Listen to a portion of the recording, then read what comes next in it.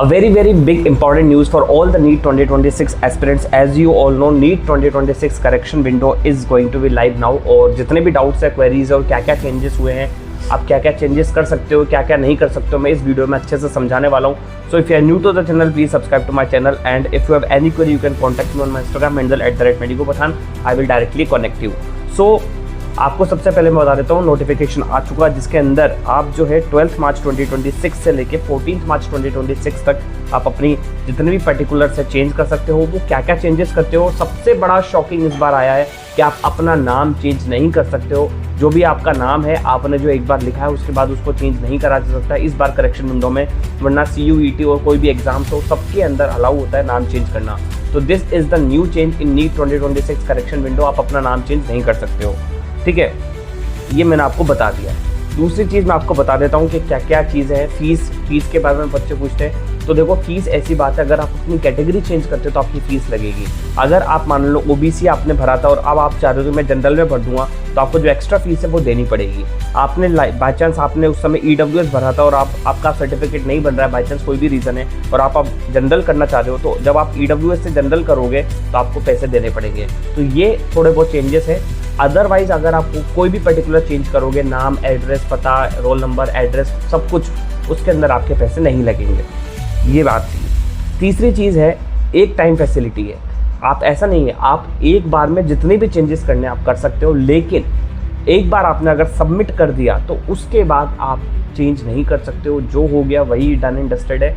उसके बाद आप चेंज नहीं कर सकते हो. ठीक है, करेक्शंस क्या क्या कर सकते हो वो मैं इस वीडियो में बताने वाला हूँ. सो सबसे पहले, candidate shall be allowed to change any one of these two fields. इन दो फील्ड्स में से कुछ एक चीज़ चेंज कर सकते हो. क्या क्या?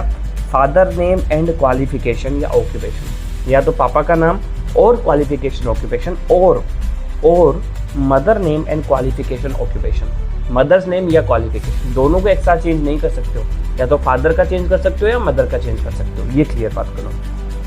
Candidate shall be allowed to change add all the following fields. इसके अंदर आप सब कुछ चेंज कर सकते हो. क्या क्या चीज़ें हैं? आपके educational qualification, class 10th and class 12th marks, वो चेंज कर सकते हो. स्टेट ऑफ एलिजिबिलिटी, आपने कहाँ से 10th 12th कंप्लीट करी तो आप वो कर सकते हो. इसके बाद कैटेगरी, आप कैटेगरी चेंज कर सकते हो. इसके बाद आप सब कैटेगरी चेंज कर सकते हो. ठीक है, सब कैटेगरी भी आप चेंज कर सकते हो. सिग्नेचर, आपका सिग्नेचर में कुछ इशू है तो आप वो चेंज कर सकते हो. Number of attempts in NEET UG, कई स्टूडेंट ने गलत अटेम्प्ट्स लिख दिया है तो वो भी चेंज कर सकते हो, पर उससे कोई इफेक्ट पड़ने वाला नहीं है आपकी नीट प्रिपरेशन पे. तो उसके लिए आपको परेशान नहीं होना. अगर आपके अटेम्प्ट लगे भी हैं तो आपको गैप सर्टिफिकेट प्रोवाइड करना है at the time of document verification, तो आपका सब क्लियर हो जाएगा. तो ये आप चीज़ें चेंज कर सकते हो. Candidate shall be allowed to change the following based on their permanent and present address.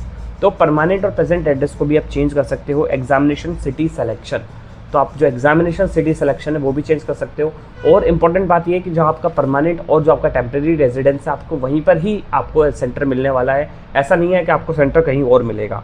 Medium of the examination, सबसे इंपॉर्टेंट चीज़ होती है कि अगर आप इंग्लिश में पेपर लेते हो तो सिर्फ और सिर्फ आपको पेपर इंग्लिश में मिलेगा, हिंदी में नहीं मिलेगा, और आपको रफ वर्क करने के लिए जगह नहीं मिलेगी. लेकिन अगर आप हिंदी मीडियम में पेपर लेते हो तो आपके पास दो फायदे हैं. आपको रफ वर्क के लिए स्पेस मिल जाएगा, और अगर आपको कोई हिंदी में वर्ड समझ में नहीं आ रहा तो आप उसको इंग्लिश में भी पढ़ सकते हो. और जो भी करेक्शन होगा, जो भी ऑफिशियल आंसर होगा, वो इंग्लिश के बेसिस पे होगा.